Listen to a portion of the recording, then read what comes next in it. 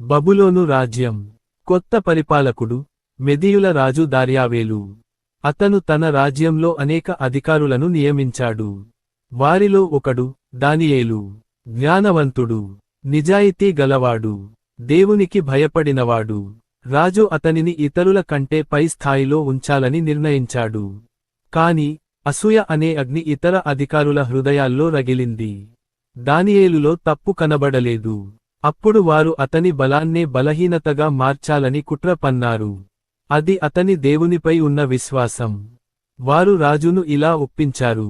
ఓ రాజా, 30 రోజుల పాటు మీరే దేవుడని ప్రకటించండి. మీ తప్ప మరెవరికైనా ప్రార్థించిన వారిని సింహాల గుహలో వేయాలి.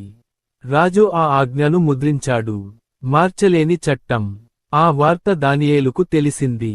అతను భయపడ్డాడా? లేదు. అతను తన ఇంటికి వెళ్ళాడు. యెరూషలేము వైపు కిటికీ తెరిచాడు.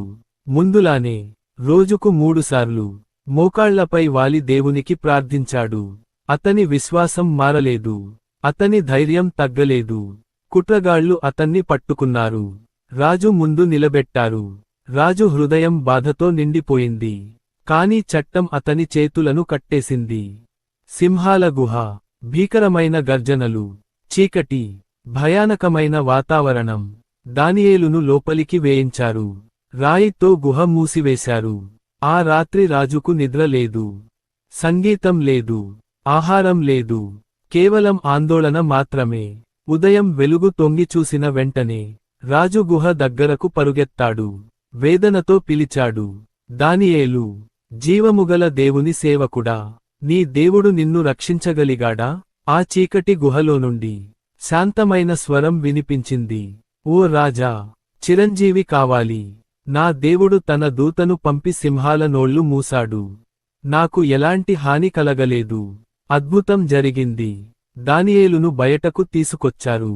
ఒక గాయం కూడా లేదు. ఎందుకంటే అతను దేవునిపై దృఢమైన విశ్వాసం ఉంచాడు. కుట్ర పన్నిన వారినే సింహాల గుహలో వేయించారు. తరువాత రాజు దేశమంతటా ప్రకటించాడు, జీవముగల దేవుడే సత్య దేవుడు అని. ఈ కథ మనకు చెబుతుంది, చీకటి ఎంత గాఢమైనదైనా, సింహాలు ఎంత భయంకరమైనవైనా, విశ్వాసం ఉన్న చోట దేవుని రక్షణ తప్పదు. దానియేలు ధైర్యం మన విశ్వాసానికి ఒక వెలుగు. Subscribe Deva Dhwani Nitya Vakyam channel for daily update.